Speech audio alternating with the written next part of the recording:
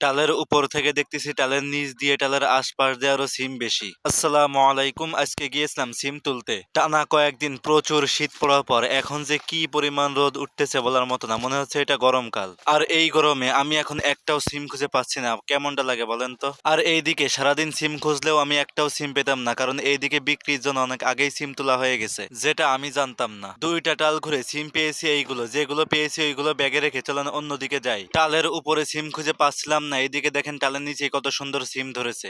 এই পোকা সিমের ভিতরে যে কতগুলা পোকা আছে আল্লাহই জানে। ক্যামেরাম্যান না থাকায় ফোন একটা জায়গায় রেখে সিম তুলতেছিলাম, ভাবতেছিলাম আমার ভিডিও হচ্ছে, পরে এসে দেখি ক্যামেরা অন্যদিকে ঘোরানো। ক্যামেরাম্যানের খুব অভাব ফিল করেছি। যাই হোক, ক্যামেরা সুন্দরভাবে রেখে আবার সিম তোলা শুরু করলাম। বাড়িতে রান্নার জন্য সিম তুলতেছিলাম, এইটা আমার মনেই নেই। তুলতে তুলতে অনেক সিম তুলে ফেলেছি। চলেন এখন বাড়ির দিকে যাওয়া যাক। বাড়িতে যাওয়ার আগে চলেন একটু সিমের শো অফ করি। এই কালো সিমগুলো আপনি কিভাবে খেতে পছন্দ করেন, রান্না নাকি ভাজি? এইদিকে দুইটা শালিক পাখি দেখে গোসল করে এসে শরীর শুকাচ্ছে, দেখে খুব চমৎকার লাগলো, এই জন্য ক্যাপচার করলাম। একটু আগে সিম খুঁজে পাচ্ছিলাম না, আর এখন দেখেন মনে হচ্ছে সিমের খনি এখানে। যাই হোক, ভাগ্যে যা ছিল তুলেছি, এখন দেখে আফসোস করে লাভ নাই। চলেন এখন বাড়ির দিকে যাই। টাল থেকে বের হয়ে লম্বা রাস্তা ধরে হাঁটতে হাঁটতে চলে আসলাম আমাদের লাউয়ের টালের এখানে। কিছুদিন আগেও এই টালে প্রচুর লাউ ধরেছে, প্রচুর। আর এখন দেখেন গাছ প্রায় মরার পথে, আর একটা ডাল তো ভেঙেই ফেলেছে। এই যে এই ডাল ভাঙা, আর এই ডাল থেকে আমি অনেক লাউ কেটেছি এক সময়। এই লাউয়ের ডালের পাশ দিয়ে যে ঝাল গাছগুলো ছিল, এইসব গাছে একসময় অনেক ঝাল ধরেছে, এখন দেখেন দুই একটা মাত্র আছে। মানে আমাদের এদিকে ঝাল, লাউ এবং মেটলের চাষ প্রায় শেষের দিকে। কিছুদিন পর থেকে এখানে আবার শুরু হয়ে যাবে নতুন সবজির চাষ। তখন আবার যদি ভিডিও করি তাহলে দেখতে পারবেন নিত্য নতুন সবজি ইনশাআল্লাহ। বাড়ি যাওয়ার পথে অনেকগুলা পেঁপে গাছ আমার সামনে বাঁধে, তবে এই পেঁপে গাছ দেখে আমি বারবারই মুগ্ধ হই। মানে গাছটা ছোট্ট, তবে যখন ধরে দেখতেছি তখন ধরে এত সুন্দর ফল ধরে বলার মতো না, শুধু ফল আর ফল।